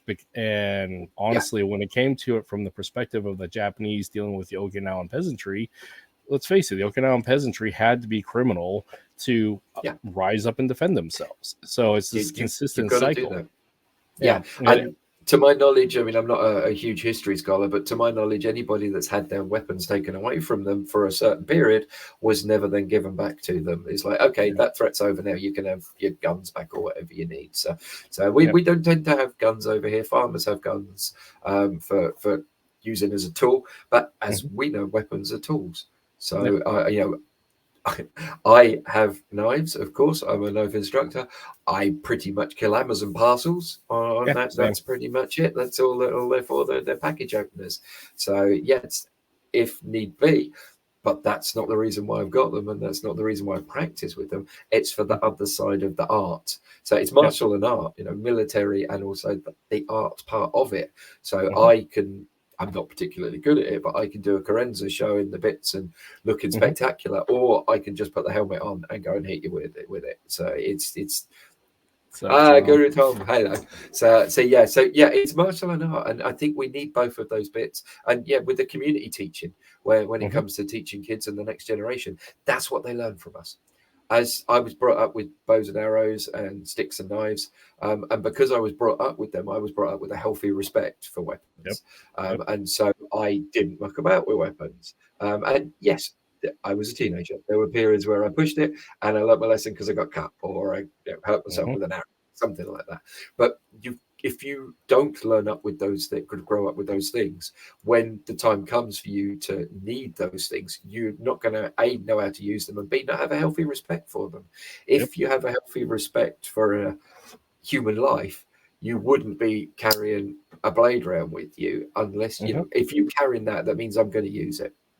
So that means I'm willing to take that person's life away. Now, if I tell myself that I'm doing it because I want to protect my family and friends and help the police in upholding the law, in this country, I'm going to prison for doing that. So then how can I protect my family and friends and help the police upholding the law if I'm behind bars? So we have to find other ways and different ways to do it and look after our loved ones. And come back to the ego. Just not being there in the first place, going, that person's having a bad day. There is nothing worth me dying over today. So parking space, take it, mate. And this, going back to this issue about tribal and institutional learning and dealing with mental health, is this problem of improportionate response to a semi-violent or perceived to be violent situation. Because again, back to how we grew up, when we could still fight and was encouraged to a point, but we could settle it out at that level. You have people that are so risk adverse and they don't have that physical engagement and haven't gone through that process of actually the physical accountability for their actions. Because the big issue with freedom of speech is the misunderstanding of freedom of speech does not mean freedom of consequence. So the rules being is, if you're going to say something or do something that's going to respond in violence to you or others, the self-censorship of that is, well, just don't do it. And but the problem I can be upset and I cannot like what you're saying, and I cannot agree with what you're saying, but that doesn't mean I'm going to hit you. And so with what we run exactly. So what we run into with this issue about improportionate response with violence is when you have people that are so risk adverse, don't have the breadth of experience of saying, hey, the social skills, aside from the mental health issue, because it's a big part of it, but lacking the social de-escalation and conflict resolution skills, they immediately go from a perceived offense or actual offense and then go shoot somebody. It's like, you have to have that space in between to really see what is actually reasonable in response. But a lot of that comes from institutional learning, mentorship, a culture that supports and understands the need for violence, and putting it in the perspective of a healthy upbringing. Because when you're allowed and have that accountability to go out in the woods with a bow and arrow, swords and whatnot, you learn, and also with the parental guidance and mentorship and that culture, you learn the responsibility of it, because there's an action reaction situation. And this is the problem that we run into with a society that is, one, a fatherless society, a lack of tribe and education. You just run into this issue. Community to raise a child, doesn't it? And I do think it's not just mum and dad, it's the whole family has to chip in. And the more opinions you can get, the better. And I was lucky, and I'll do that with a smile on my face, that my father, being who he was in the army, and so I was brought up with a company sergeant major telling me what to do, straight like that. So when I was a teenager and I was at that aggressive stage, I went out and I was with 3 different military groups at one point, the different cadet forces, to learn how to do that. And at the same time, my home life was good, my military stuff was good, but then when I was learning archery with my uncle, I was being treated as a grown-up, and I was being given a dangerous weapon and a knife, and I was surrounded by grown-ups, but I was being treated a lot better. I was being treated like a grown-up. And so at weekends, I was being looked after. If I was being silly, I was told not to be silly, but I was being looked out for and looked after. Then I'd go back to the military cadets and I'd be shouted at and treated like I was a child. And then I'd go to school and not the best student in when it comes to mental learning. So I would then be treated like a child. And then the weekends would come around. I'm surrounded by weapons. I'm being treated like an adult. So it is that, the kids, the locker key thing, that the kids step up to where you're going to put them. If as I was being treated like an adult, I was being an adult with the weapons and the dangerous things around me, and then was able to bring that into the rest of my life. So the bows and arrows are interesting because in Britain, for those of you that definitely don't know, especially in the American culture, is hunting is illegal in Britain, and so we shoot foam targets. So we field archers are simulated hunters. So we walk around the woods dressed as trees, shooting at animal targets in realistic hunting positions. And target archery is the ones with the pretty Olympic faces that we shoot at, where we tend to be indoors, but we shoot them at specific marked distances. But we don't hunt in this country. We're not allowed to hunt in this country with a bow and arrow. And the majority of people I've met in this country wouldn't. So they're not those sorts of people. They like to do the art side of it, but not the martial side of it. And with that go, there's me. That was today, and I'm quite impressed. I'm chuffed. I got both of these two deal with this one. But this is field archery. This is British field archery. So we're at a wood at unmarked distances, and there are 2 foam rubber deer up there, and then a big safety net to stop my arrows disappearing off into the woods. And so we practice hunting, but we don't hunt in this country. And the same, most of us wouldn't, even if we were allowed to, because we don't need to do that. But because of this, we do talk an awful lot about where our food comes from, and the kill it, clean it, cook it way of doing it. And so there are lots of conversations that people have about what do they, I don't eat red meat, but that's because I don't like the taste of it. But people talk, well, I only eat this because I'd kill this, and I'd only do that because I can do that. It's an interesting culture over here with that we are the martial and the art. There's that bit. But yeah, going back to being treated like an adult meant I grew up like an adult and I had a healthy respect for weapons. That moved into the martial arts, so that I then had a healthy respect for knives. I then understood what a machete could do. When it came to pole weapons, what can blunt force trauma actually do? And my instructor, Hanchi Biggs, was a paramedic. So he used to take me to the hospital sometimes, and I spent a couple of Saturday nights in the hospital seeing what knife attacks can do, and more importantly, smelling to me. So I've seen the people brought in, but that smell is something that will always stick with me. And I think that it would be a huge part of if you've got any parents out there that are worried that the kids are going down that route and into the gang cultures and stuff like that, is take them up the hospital on a Saturday night and ask the receptionist if you can sit at the back and just see what the other side of having that ego actually looks like when people come in and they've been stabbed because they looked at someone's girlfriend the wrong way, or they stole a parking space or something like that. So yeah, it'd be to see the reality of the aftermath. And again, that goes back to tribal learning and mentorship and parenting. And so when you have children that are left unsupervised, and here's the other one too, because when I was in the Army, I was a non-commissioned officer for my last 4 years. The thing that I came to realize is when you treat your soldiers, your subordinates, as children, I mean, they're going to respond as children. So if you want this expectation, so this expectation of, if they want to have the respect of being a man, being an adult, treat them like one, give them the opportunity to rise to that occasion. And also part of that is clearly communicating, here's the expectations, here's the accountability, and here's the responsibility of that. But typically people want to rise to the occasion if you give them the respect to do that. And martial arts is a great medium for that.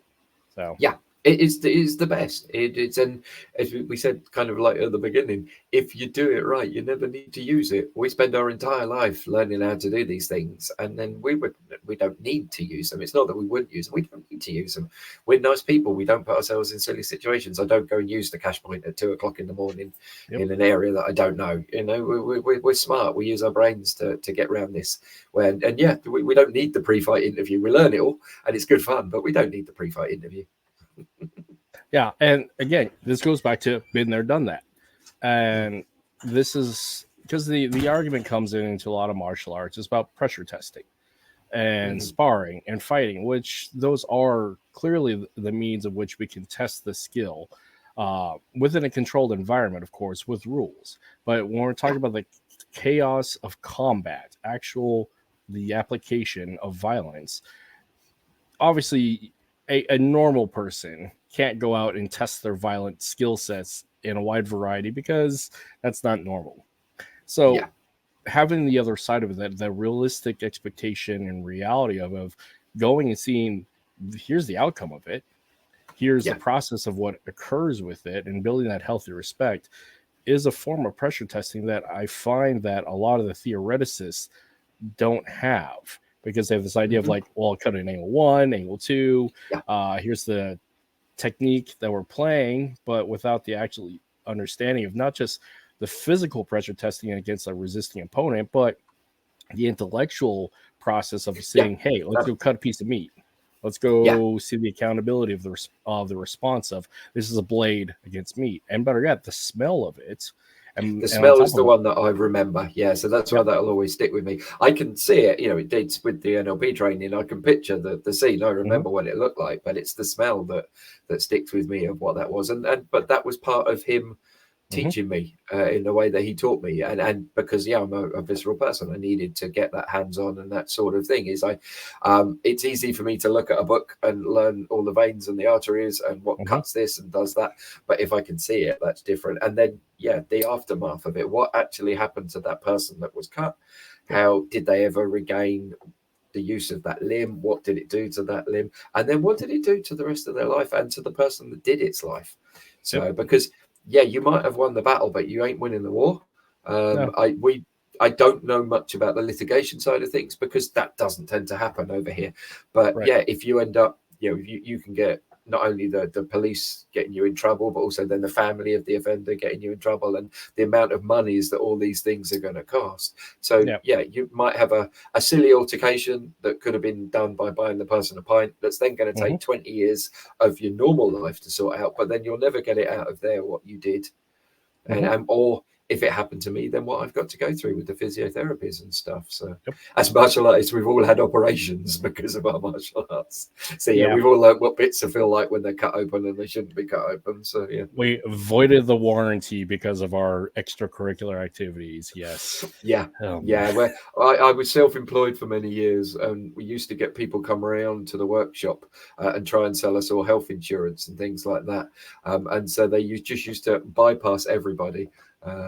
Yes, I do make them investigate the consequence of their actions, but that's part of the other things that my students are grown-ups majority of the time. I've only just started this kids class, so I can tell them things, and the ones that want to will go away and look at it. The ones that will go away and understand that bit. The ones that don't, that just want to do the arty bit, that's fine. But there's I lost my train of thought, Gary. Well done. You did it to me like you did it in the dojo. That's a what if for me. Well, I mean, it's that individual accountability of process of learning and what is the outcome. Going back to what is the why we fight. And part of that philosophy is that the why changes throughout time. It changes based upon where we're at emotionally, mentally, intellectually, spiritually, whatever. But the why puts us on track as to what are we doing.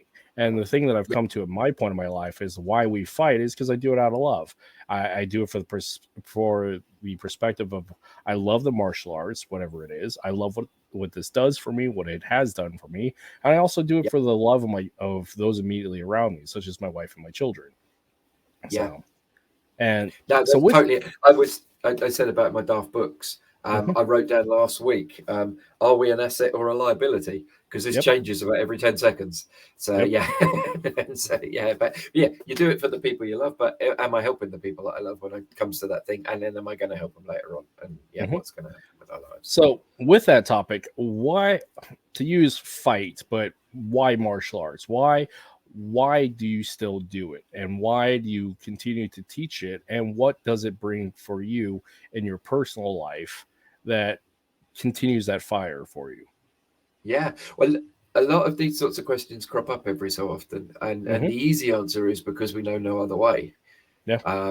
I've been doing this so long, it is part of my personality. And in the Japanese world, by the time you get to your black belt, it should be you've 15 years. Yeah. I've had, I've had relationships last the length of a song, but this is the longest thing that I've done in my life is martial arts in one form or another, whether it's Japanese, Filipino, bows and arrows, swords of different description. And why am I? Well, I'm not a warrior. I wasn't a soldier. I didn't want to go down that route because that's I was brought up with them. That wasn't my thing. But the interest in looking about the inner me and the mind, body, and spirit side of me always appealed to me. Trying to find out who I am always, but I am not a scholar, so I'm not going to find out who I am by just using my brain. I need to sweat. I need to put on the mask and a stick every so often, and I can sit down and use nice big words and talk about myelination and stuff like that. But every so often, I need to sweat and get bruised, just so that I can then find out me that other way. So yeah, why do I do it? Because I know no other way now. It's just become part of my nature, and like anybody with a passion, I want to give that passion to everybody else. So I love people with passions. It doesn't matter what it is, whether it's stamp collecting or whatever. If you go up to someone that absolutely adores something and says, what is it you do? Teach me. They will teach you, and they will give you all these things. And that's where the Filipino community came together for me, is that during COVID, I was stuck at home. And I wasn't able to go out, and I was reaching out to all these different instructors going, I've just did this on my own. What's it like? And they were coming back to me, Royce, if you're still around, Royce, but yeah, you were one of the ones. They were coming back to me and they were giving me that thing. So I'm always willing to put myself out there to learn new things, which I think is one of my positive traits. But I am also not good. I'm not naturally gifted. I have to work at everything, and that's why I kind of keep doing it, is because I'm not gifted at it. I've met some amazing martial artists in my time that could throw amazing punches and kicks and knew exactly what they were doing, and they no longer do it because it was too easy for them. They didn't have to put themselves into what they were learning to get better. Yeah, because learning a new thing is healthy. Learning a new thing, and this is a conversation I've had with a couple of neuroscientists and neurophysicians like Sifu Viet Lee from one of my previous episodes, is that this thing about learning new things is healthy for your brain, because it's that issue of movement is life and it's medicine. And so we need to have that consistent sensory input and challenge, because that helps us grow. And it's not just a physical aspect. I mean, learning a new language, learning how to cook, learning new skills is just healthy, and it keeps us moving forward. And as soon as you stop, you die. I was talking to a friend today who's not having a particularly good time of it at the moment, who I've known since I was a child, who's been one of my archery coaches forever. And I was saying, how are you doing? And he said, well, it took me 6 goes to walk from there to there today because I'm not doing particularly well. But you did it. You didn't give up. As soon as you stop, that's when you're in trouble. Whether I stop physically or stop mentally or stop reaching out to the world, that's when I'm in trouble. If I'm only my own little bubble and I ain't moving anywhere and I'm not doing anything and I'm not learning anything, that's when we die. And that comes back to the mental health as well. If we're not trying to make ourselves not better, but just more interested. There's, I'm never going to be a better version of me. This is as good as it's going to get. But I'm going to learn more interesting things before I shuffle off this mortal coil, hopefully. Good is so like intrinsic to the individual, because we have this outside perspective of what good is, and this is where I often find that the trolling issue is with social media, as the perspective and lens of somebody who's looking at it saying that's not good based upon my preferences and expectation, etc. But good is relative to the individual, because is it good enough for them to find that fulfillment? Is it good because it's technical? Is it good because it's efficient and effective? It's like boils down to what is the why. Because if you're doing this for the health, the art, the love, then good is good enough. What are you getting out of it? So I put a lot of my life down to the fact that I'm an only child, and I love the fact that being an only child, if I wanted to do anything, I had to go and say to people, hello, my name is Clive, teach me what you know. And that made me sociable. Whereas I've got a lot of family and they've got brothers and sisters and they commune in their world perfectly. But then when it comes to communing with the outside world, they're not as confident as I am. And so I was a sub-aqua diver, I was a parachutist, I've done all of the martial arts and all of the things, just because if I didn't, I'd sit in my own room going crazy and not doing stuff. And that's where COVID was. The opportunity was, do you sit at home and do nothing and rot until this thing passes, or do you take this as an opportunity to learn new things and do new stuff and try this? God, we wouldn't have met if it wasn't. We haven't met, but we wouldn't have done this if it wasn't for COVID. Nobody would have started doing these podcasts and Zoom casts and all of these things if it wasn't for the fact that they said, right, you've got to stay there, and we can't stay there. We still need to keep growing and learning and reaching out. We can't just sit still and do nothing. And you can only stay. You can only stay in the victim mentality for so long, because, like, to borrow a phrase from Frank Herbert's Dune, stagnation is death and leads to total obliteration.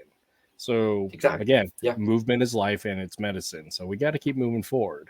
And I'm glad that the community at large continued to grow together during COVID. Because, I mean, as terrible as the pandemic was for a lot of people throughout the world, it also did some really great things for things across the world, such as for the FMA communities, building this incredibly powerful social network and global community where we can exchange thoughts and ideas and have these dialogues. So pulling the silver lining out of it, it's important and it's powerful. And it comes to like a bigger part of like documenting the history of FMA, that because of the pandemic, we were able to document so much of the thought process.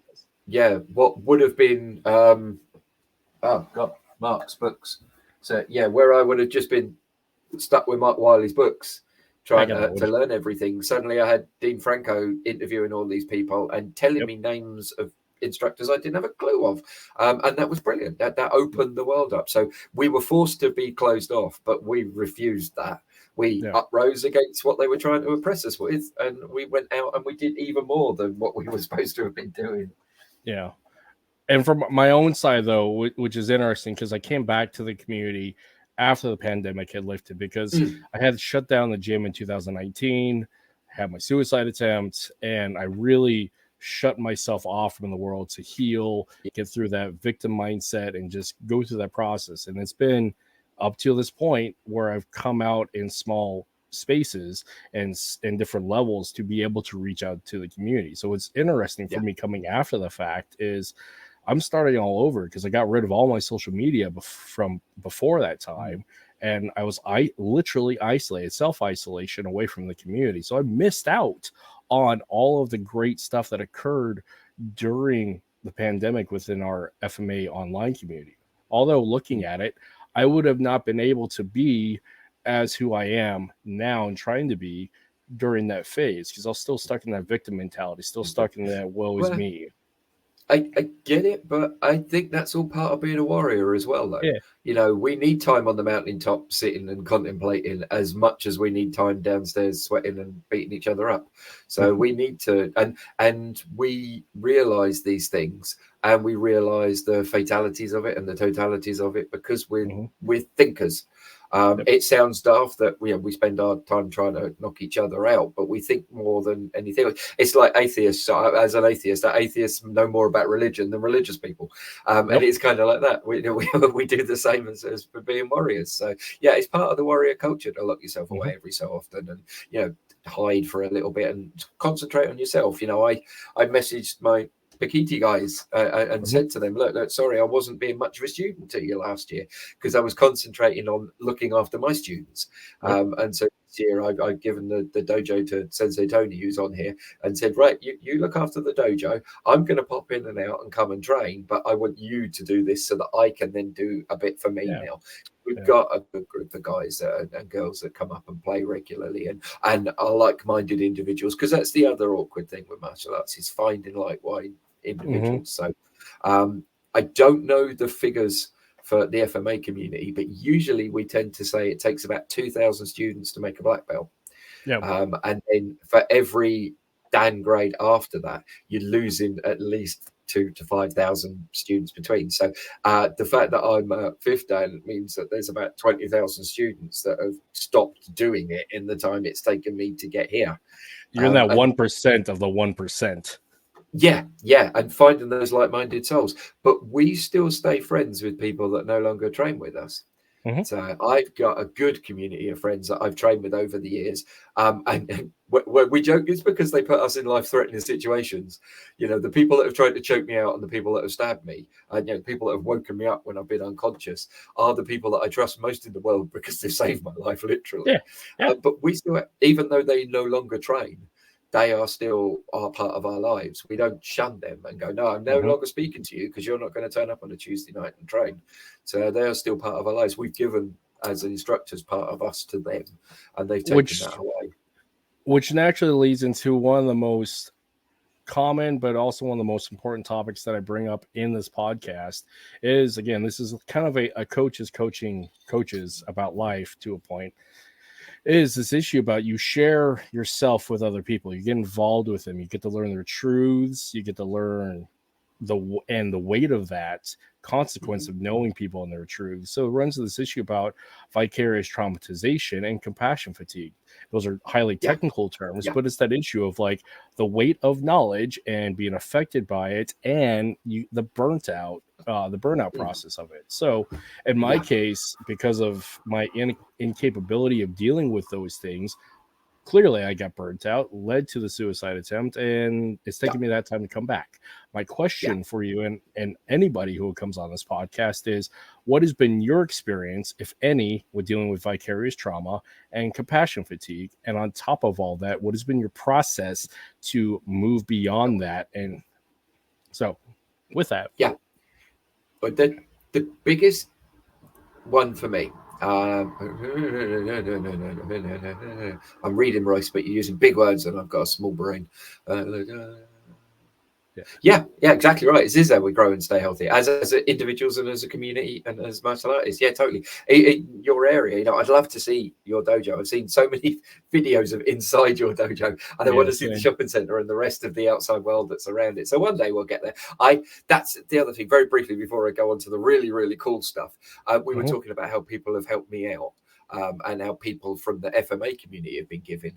I have a huge amount of clothing over there from Royce and Jack and yourself, and Tuan Jim, and people, because I've reached out to them and said, hey, Iron Tree, Dave, Iron Tree Kelly, and Jeff Berger. And if I say, if you've got any t-shirts, you need a little bit of money to help out and keep your dojo running, give me a shout and I'll buy a t-shirt off of you. I got a huge amount of clothing in there from people that I'll probably never meet, but they've all been kind enough to go out of their way, make no money really out of me, because by the time it takes the postage and going to the post office and stuff, there's not, but they're going to retire out of sending me a t-shirt. So that's a huge thingy. So I'm definitely doing something this year so that I can send everybody that sent me stuff thank you presents, because it's been immense. And that started during COVID, was sending people presents and trying to do that. So how do the vicarious trauma and compassion fatigue, very, very big posh words. I was very lucky. My instructor, I keep a picture of him here, Hanshi Biggs. So he passed, and unfortunately he passed 4 years ago, and that knocked me for 6. But prior to that, as he was a martial arts instructor and a paramedic, he had several nervous breakdowns.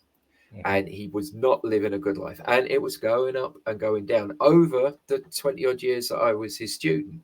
I was only his uki for about 5 years out of that period. But I had distance. So I was about 3 hours away from his house. So I'd go up and see him train, spend the weekend, constantly done it. But then I'd get to escape, come back to my normal life, and then go back up and do it again every weekend or once a month and that sort of thing. So I had distance. I was able to distance myself away from him. Some of his other ukis and some of his other students didn't have that distance. So when he went down, they went down with him. Yeah. So I'm pretty sure it wouldn't have been him purposely trying to drag them down, but Yeah. just if you're around those people, it's going to happen. Just vicarious liability, is it something like that? They're going to, you're going to pull those people down just because you're going through that.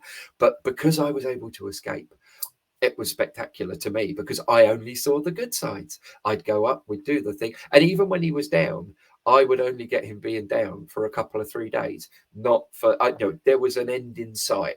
So I could put up with the horrible thing until it happened. So when he passed, I suddenly wasn't able to do that. It happened during COVID, and we were communing every day during COVID, which hadn't happened for quite a while because I was a grown up and he was a grown up. So we were still chatting, but it wasn't constantly. Usually what would happen is he would go to watch the football in the pub, and then Sensei Rob would go off to get a beer. And then whilst Rob was away getting a beer, he was bored, he'd text me and go, Clive, what are you up to? And so we had this communication going on. But then during COVID, because everybody was locked away, he was communicating with me constantly. Every night I was getting conversations with him. And if he wasn't video calling me, we were chatting. And so it really built up that. And when he was down for quite a while. And then he started to build his life back up. And over the last couple of years of his life, he came back to being the instructor that he was before. He was mentally and physically capable of doing wonderful and amazingly weird things. And that's what hurt. Because all of a sudden, this person that I knew really well had got bad and then come back. And then at the height of everything had passed. And so it sent me a little bit, not off the rails, because there wasn't any rails to go to. I couldn't have gone to the pub. I couldn't have gone out and beaten up people. But my family and friends really rallied around me, and especially my students. They did an awful lot to try and help me because they knew that this lifelong mentor, father figure that I'd had for so many years. I was suggested by work that I got some therapy. And they had 3 therapy at work. They said, we'll set up a lady and she'll come and talk to you. And it was mind-blowingly amazing. Because as a warrior, we don't do that stuff. We don't talk about our emotions and feelings because I don't have them, so I don't have to talk about them. There we go, job's done. I just hit people with sticks and they can cuss me. So this lady then spoke to me about my life, and pretty much she was quite clever. She didn't make me go down the hippy drippy path of my emotions and stuff like that, but she then set me up for the rest of my life. And it only had about 7 sessions with her. So it was probably only about a day in total that I spent with this lady. And she'd give me projects to do. And being a martial artist, she'd say, right, I want you to do a list of 10 of these things. I'd go, I do them. I need you to get fitter. Okay, I'll start doing sit-ups. That's what we do. And so she gave me projects to do in between each of our sessions. And I did the projects and came back. And then we were able to talk about that. And that got me not only sorted for me, and understanding what had gone on, and that there was no accountability for why he died. We couldn't blame anybody. It wasn't a car crash or anything like that. It was a heart attack. And there was nothing that really could have been done about it. But she got me set up for how I dealt with him, but then how I dealt with life, and saw all the patterns that had happened in my life were just repeating patterns like we do. And so she helped me work on myself so that I was then able to have a relationship. And the next relationship I had was the lady that I ended up marrying, because I was in the right place in my right mind to be able to be the better me, to be able to go forward and then give that better person to someone else. And all of the problems I had in previous relationships was that constant cycle that we'd found is exactly the same as in training. Sometimes you struggle so hard to try and get that technique, and then you don't get that technique, and then you either go off and do something else, and you go, oh no, that's terrible, that technique obviously doesn't work because I can't do it. She then taught me, no, it's you, and try and do this instead and think about different ways of doing life. And then she made me a much better person that understood myself better, so I was then able to go out and fall in love and give myself to someone else and get married and have a stepson, and life's all cozy now. It's quite nice. It's a bit weird, not used to it, but it's good fun. It's beautiful is what it is, my friend. It's beautiful. Because it's a journey. Yeah, it really is. What's interesting, talk about warriors who don't talk about their emotions. that's a misnomer that I'm finding as I've done my own research and education. And quite honestly, the global war on terror the past 20 years has really changed the community viewpoint, plus with the data, plus with the driving force, but with our veterans all over the world, not just the Americans, our British veterans, our Canadian veterans, our veterans across the globe. They're driving this force about mental health because we've had such consistency of violence and warfare and the cost of it thereafter, the broken boys, that there has been this generational trauma issue. But again, with 20 years in cultural shift, it's okay to talk about our emotions. It's okay to talk about our feelings and also put the work, because the reality that we have come to in reframing this is we go to a physical fitness instructor to make us stronger.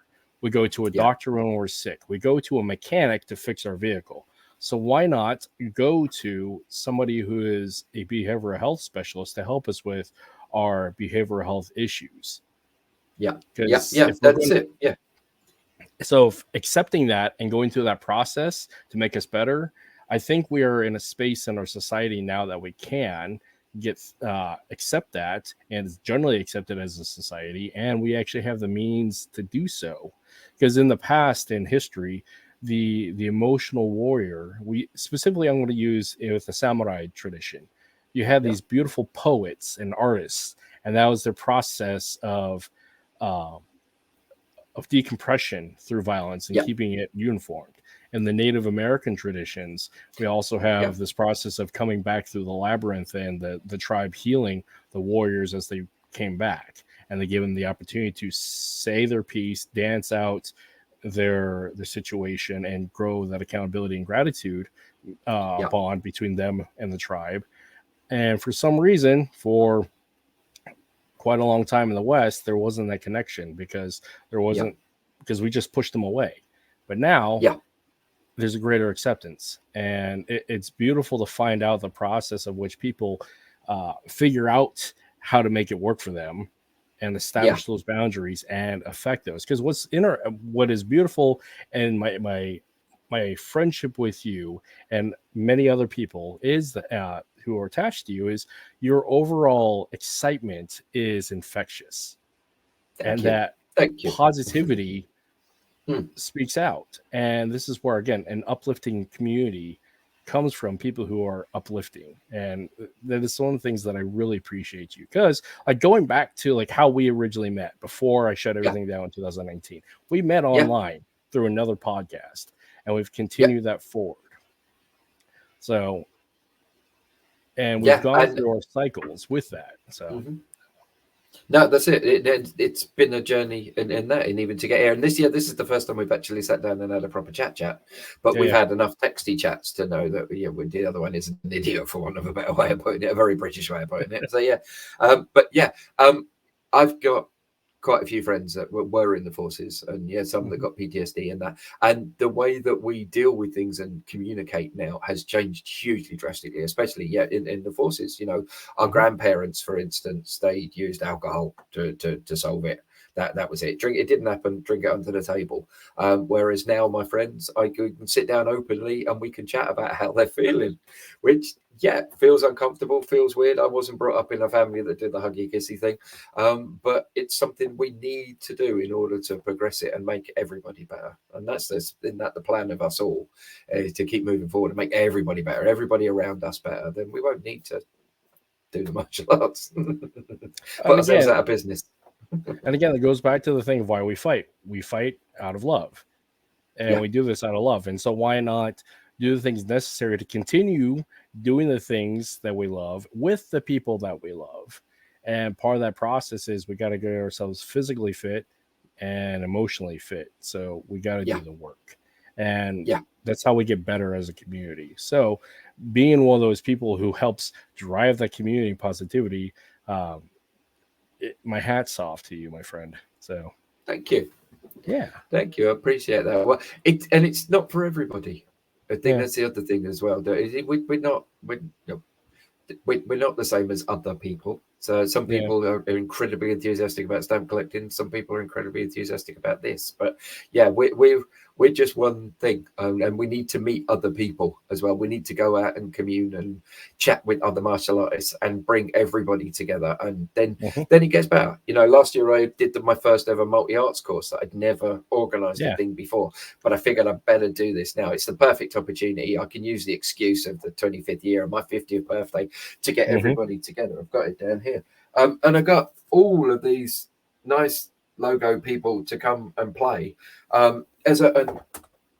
They were being incredibly nice and putting themselves out for me at the same time as I couldn't have thanked them anymore. And some of them brought me presents and things for inviting them to come up. And it's like, no, you're coming to teach. And one of the interesting things that got on there, it was supposed to have been one day of Japanese art, so the Filipinos could try Japanese art, one day of Filipino art, so the Japanese could try that. It ended up going apart. And a couple of Filipinos joined in with the Japanese and a couple of Japanese, but everybody got on. And I had a chat with the instructors beforehand, because as plans change as they do, and they all just said, no, actually we'll do this and we'll do that, and everybody got on. And then the best thing for me since is some of the instructors have met up since and swapped over, and so they've grown that community, and that's what my instructor wanted to do, and kind of enforced on me when we did all these multi-arts courses together, was bringing people together to any art just to get them together and play. And then now I've been able to do it. So we just got to keep these things going now, though. Yeah. So with that, because we talk about disunity often in podcasts like this, whether it's HEMA, FMA, Japanese martial arts, underwater basket weaving, whatever. If you could be master commander of the universe within the FMA community, what would you do to bring the community together? Because it already sounds like you have an idea. Well, to bring the community together, we could just got to drop egos. So the empathy. Oh, cool, Guru Tom. I love Guru Tom. But yeah, no, we see things from other people's eyes. So as soon as you see, you empathize with what the other people are doing, then you no need to do anything there. So see that there's a wonderful group of guys that I know nothing about, that they let me come up and play with them. And Guru Tom completely hurt my head, but he does. But yeah. But yeah, no, empathize. See things from other people's point of views. So I know that I'll walk a mile in a man's shoes and all of that. But yeah, just put yourself out there. Go and put yourself out, and then other people will put themselves out, and then we'll just get better together. We will all grow as a much better community, and we will grow as a race. You know, we've got to stop trying to do things that divide us. So going, oh, I'm this politician, or I'm this politician, or I'm this martial art, or I'm Coke or Pepsi. We've got to stop dividing ourselves. They try and divide us enough as it is. We've just got to come together as a community and go, nah, we're all right. So we can sort it out. Absolutely. So which kind of comes up to a conversation that I had with Guru Chris the other day. But with that, FMA is the duct tape of the martial arts world. What are your thoughts on it? Because the fact is, unifying things, well, duct tape has a great opportunity to unify stuff temporarily, but to build those stronger bonds. How do we do that? But first, do you believe that duct tape or FMA is the duct tape of the martial arts world, or can it be?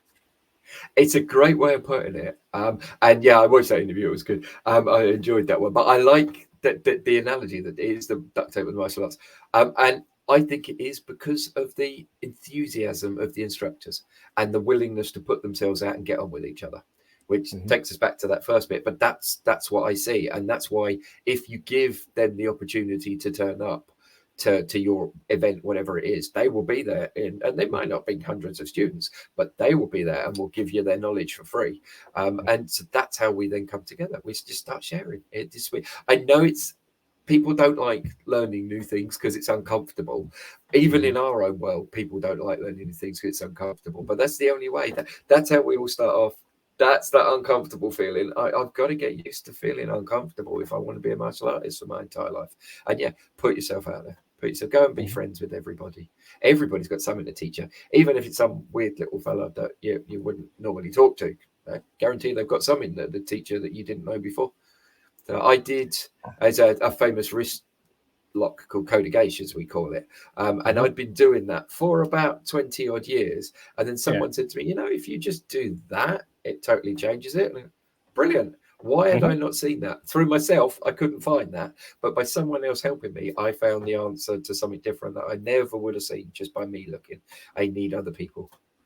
And it costs you nothing to sit there and take a moment and intake that information, let alone it costs you nothing to share that. And most of all, it costs you nothing to be compassionate enough to say, I'm going to be friendly and excited and just accepting that you are going to spend time and share that knowledge with me.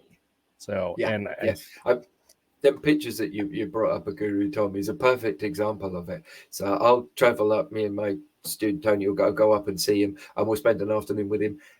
Usually within about the first 10 minutes, quarter of an hour, I'm full up. And I could quite happily just go away and just practice that. And then in a Japanese school, that's kind of what you would do.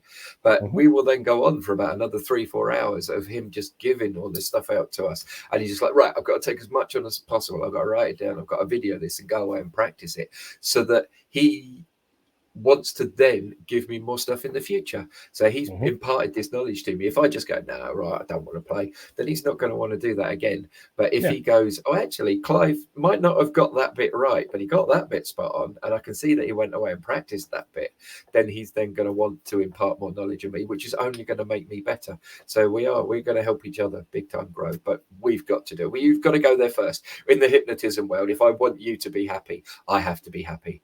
There's no point in me going, I want you to be really excited about this. I want you to be really excited. Then you're going to be excited. So, yeah, I've got to put myself out in order for them to put themselves out.